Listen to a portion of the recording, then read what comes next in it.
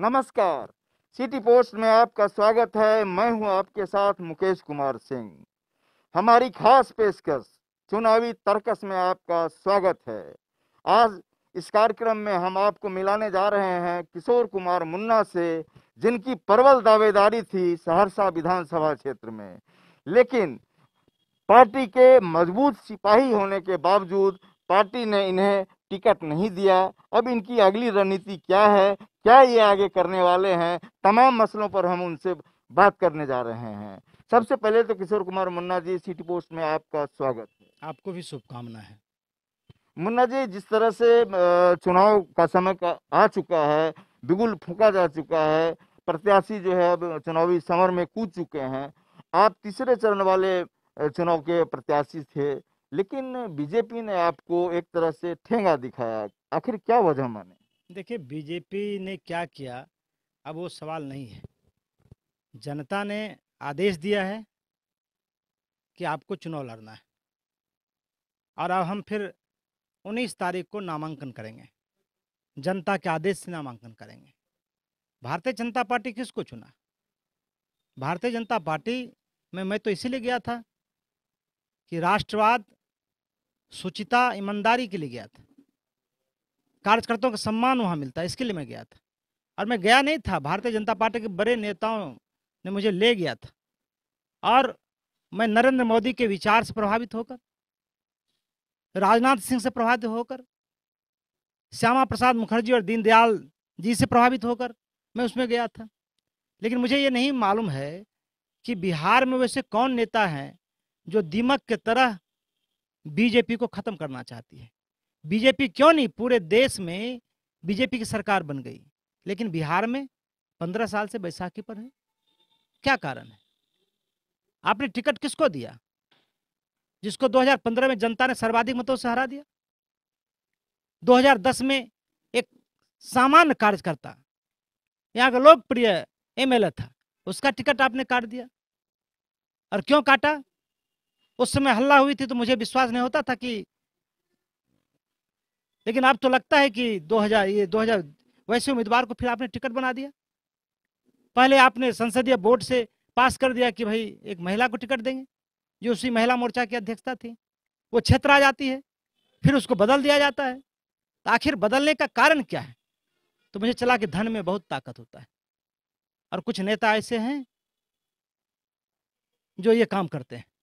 किशोर कुमार मुन्ना जी, जैसा कि आपने केंद्रीय नेतृत्व से अपनी सारी पीड़ा साझा की है, हम चाहते हैं कि आप जनता को बताएं कि आपकी वो पीड़ा क्या है।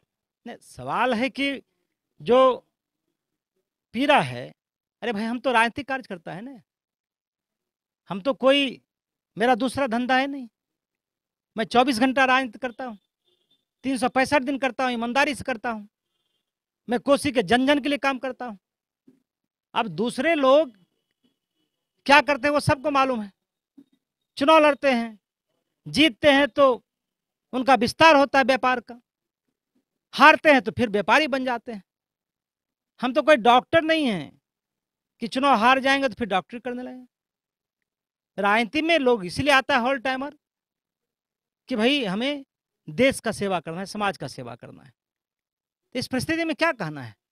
हाँ, एक बात जरूर है कि मुझे आज भी नरेंद्र मोदी पर यकीन है कि उसके हाथ में देश सुरक्षित है।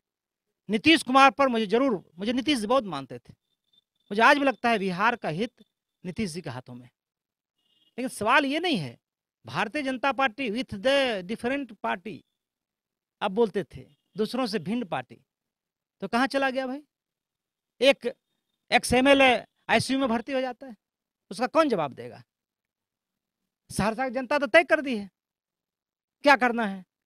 और दूसरी तरफ जो महागठबंधन के उम्मीदवार आते हैं, पहले भी चुनाव लड़े हैं, सहरसा के विकास से कितना लगाव है आप भी जानते हैं। सहरसा की हालत जर्जर है, सहरसा तहस नहस है, शहर जैसा बना ही नहीं है, जाम से बेहाल है, पानी लगा रहता है, जल निकासी नहीं है, अच्छा अस्पताल नहीं है। और फिर चुनाव लड़के और ओरन छू हो जाए, ऐसा कहीं देखे क्या? और फिर आप किशोर कुमार मुन्ना जी, बड़ा सवाल यह भी होता है कि हम खास करके जानना चाहते हैं कि क्या जनता की सेवा करने के लिए विधायक बनना आवश्यक है? कोई जरूरत नहीं है। अरे मैं तो 1984 से सेवा कर रहा हूँ। आज कितना दिन हो गया? आज तो 16 वर्ष और 36 वर्ष हो गया है। 36 वर्ष जीवन का आधा आयु होता है। और मैं कोसी के इसी अंचल का महिला में मिलते रहा और काम करते रहा। 2 बार निर्दलीय जीत के आया। एक बार जबरदस्ती मुझे 187 वोट से हरा दिया। सवाल यह नहीं है, लेकिन राजनीतिक कार्यकर्ता आकांक्षा आकांक्षा होता है। आप समझिए ना, लोकतंत्र कितना खतरा में है। जो महागठबंधन है उसके 3 उम्मीदवार हैं, और तीनों उम्मीदवार कौन कौन लोग हैं? क्या वो दल के समर्पित हैं? क्या सिमरी बख्तियारपुर में किसको टिकट मिला है? जिसका बाप दूसरे दल में MP है और एकाएक शंभू लेक चलाता है। मैसी में किसको टिकट मिला? जो दूसरे दल में थे, जो हराने का काम कर रहा था उसको दे दिया। उसका बेटा प्रोफेसर अब्दुल गफ्फूर जी का बेटा जो लगातार काम कर रहा था उसको टिकट नहीं दिया। सहरसा में किसको टिकट मिला? प्राथमिक सदस्य थे क्या? सवाल है, लोकतंत्र के लिए बहुत खतरा है। और फिर किसी पार्टी को कार्यकर्ता नहीं मिलेगा। क्यों मिलेगा कार्यकर्ता? चुनाव लड़ना जरूरी नहीं है, लेकिन ये तय मानिए कि जो सामाजिक और राजनीतिक कार्यकर्ता है दूसरों से ईमानदार होता है। वो दिन रात लगाता है, अपना सर्वस्व लगाता है। कयासों का बाजार गर्म है। सहरसा में यह चर्चा हो रही है कि किशोर कुमार मुन्ना जी पूर्व सांसद आनंद मोहन की गुरुकुल से जो है निकल कर आए, राजनीति में आए, और आज जो है महागठबंधन ने लवली आनंद जो कि पूर्व सांसद की पत्नी हैं उनको टिकट दिया गया है सहरसा विधानसभा से। ऐसे में किशोर कुमार मुन्ना जी वो मददगार साबित होते लवली आनंद जी के लिए। लेकिन आखिर क्या वजह ऐसी आ रही है कि आप चुनावी मैदान में उतरने के लिए पूरे तरह से जो है तैयार हो चुके हैं, एक तरह से कहें तो कमर कस चुके हैं? महाभारत में भीष्म पितामह से अर्जुन का युद्ध हुआ। अर्जुन भीष्म पितामह का सबसे अनुशासित शिष्य थे, सबसे प्यारा, पुत्र से भी ज्यादा। जिनका आपने नाम लिया वो हमारे जरूर गुरु थे, बड़ा भाई भी हैं, मैं सम्मान भी करता हूँ। लेकिन जिस रास्ते पर वो गए हैं उसी के खिलाफ तो उनका जन्म हुआ था। और जिस जात की बात आपने कहा है, आपने जिसका और इशारा किया है कि उनको मौका मिला है, उस समाज का मैं कहना चाहता हूँ, कभी क्या वो उस दल को स्वीकार किया है? क्या उसको वोट दिया है? क्या ये सोचने की बात है आदमी से। जब आदमी ये सोचे कि हम भगवान हो गए, जो हम निर्णय लेंगे समाज वही निर्णय ले लेगा, तो ये मनुष्य का सोच है। हम से अपेक्षा कैसे रख सकते हैं वो? हम तो दूसरे पार्टी में हैं। और वैसे भी लोकतंत्र में बाप बेटा के खिलाफ लड़ता है, भाई भाई के खिलाफ लड़ता है, बेटा बाप के खिलाफ लड़ता है, बेटी माँ के खिलाफ लड़ती है। और यही तो लोकतंत्र का खूबसूरती है। किशोर कुमार मुन्ना जी, निसंदेह कई सवाल हैं, और मैं समझता हूँ कि ये सवालात अगर करता रहूँ तो दिन निकल जाएगा, रात आ जाएगी। तो जिस तरह से लवली आनंद जी महागठबंधन की प्रत्याशी बनी हैं, आपको क्या लगता है कि जिस धारा के पूर्व सांसद आनंद मोहन रहे हैं उस धारा से उतर करके उन्होंने जो है राजद का दामन थामा है, या फिर उनकी कौन सी ऐसी व्यवस्था रही जो उनकी धारा बदली है? आपकी राय इस ओर क्या देखिए, मैं इस संबंध में कुछ नहीं कह सकता। है? राजनीति में अवसरवादिता का महत्व है। सिर्फ लोकतंत्र में परिवार समाज नहीं हो सकता है, उससे उठना पड़ता है। हम, हमारी पत्नी, हमारा बेटा, यही समाज नहीं है, उससे आपको आगे बढ़ना पड़ेगा। क्या करेंगे किशोर कुमार मुन्ना अब? 19 तारीख को नामांकन करेंगे, चुनाव लड़ेंगे, और जनता का आदेश है। जनता का आदेश पर 7 तारीख को मतदान होगा। और सहरसा में इस बार पक्ष विपक्ष नहीं रहेगा, सिर्फ मुन्ना रहेगा। बहुत अच्छा लगा ये सुनने में, लेकिन एक सवाल यह भी है कि क्या मैं मान लूं कि अब किशोर कुमार मुन्ना भाजपा के सिपाही नहीं रहे? ये भाजपा को तय करना है। हम चाहेंगे कि कैमरा पर्सन को एक बार दिखाएं, किशोर कुमार मुन्ना जी के सारे समर्थक यहाँ बैठे हुए हैं, हम उनसे भी सवालात करते हैं और फिर हम लौट कर आते हैं किशोर कुमार मुन्ना जी के पास। हम चलते हैं उन लोगों के पास। बड़ा सवाल है ये, चूंकि हमारा ये कार्यक्रम ये चुनाव से जुड़ा हुआ कार्यक्रम भर नहीं है, बल्कि आईना है राजनीति को, बिहार की राजनीति को। ये हमारा चुनावी तर्कस है। आप बताइए, जिस तरह से सहरसा में प्रत्याशी के तौर पर लवली आनंद आई हैं, जो पूर्व सांसद आनंद मोहन की पत्नी हैं, 14 साल से तकरीबन आनंद मोहन जेल में बंद हैं, ऐसे में किशोर कुमार मुन्ना जो उसी गुरुकुल से निकल कर आए हैं और वे चुनावी समर में जाएंगे, तो क्या नफा नुकसान होगा? देखिए, आनंद मोहन जी हों या लवली आनंद हों, हमारी सहानुभूति उनके प्रति है, किंतु लोकतंत्र में चुनाव बड़ा महत्वपूर्ण चीज होता है। जनता अपने यहाँ प्रतिनिधि चुनते हैं और जनता वैसा ही प्रतिनिधि चाहते हैं जो जनता का और जनता के लिए जूता सिलाई से चंडी पाठ का तक करने का काम करे। वही प्रतिनिधि जनता के हृदय में होता है। और मुन्ना जी के साथ तो धोखा हुआ है, चाहे जहां से हुआ हो, जिस स्तर से हुआ हो। ऐसी परिस्थिति में हम जो पिछले 5 वर्ष से किशोर कुमार मुन्ना ने क्षेत्र की जनता का सेवा किया है, उन्होंने जो फसल लगाया है, तो पहला अधिकार किशोर कुमार मुन्ना का होता है, वहां पर दूसरे का नहीं होता है।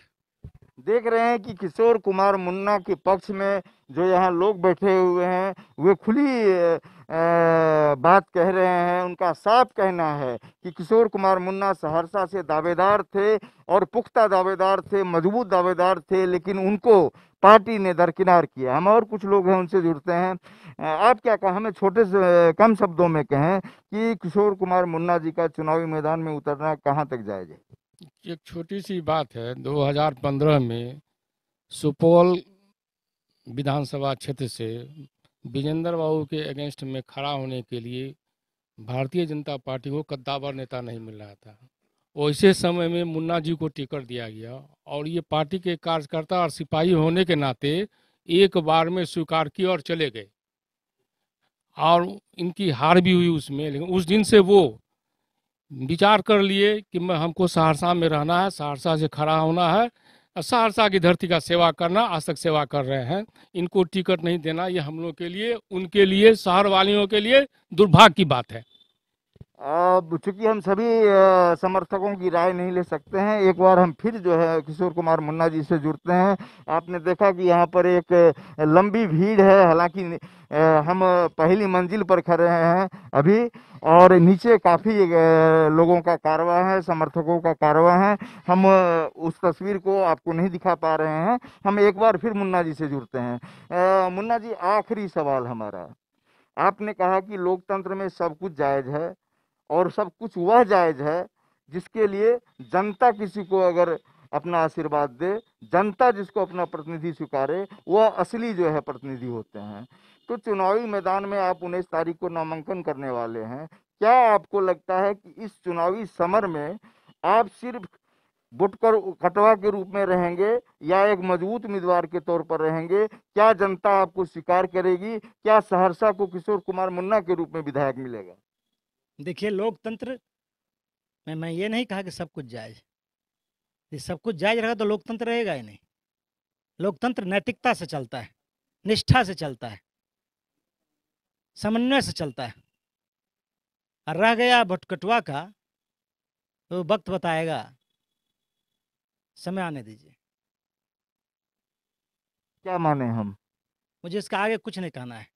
सहरसा यदि आपको सुनना है तो 32 पंचायत है, वहाँ चले जाइए। शहर है, वहाँ चले जाइए।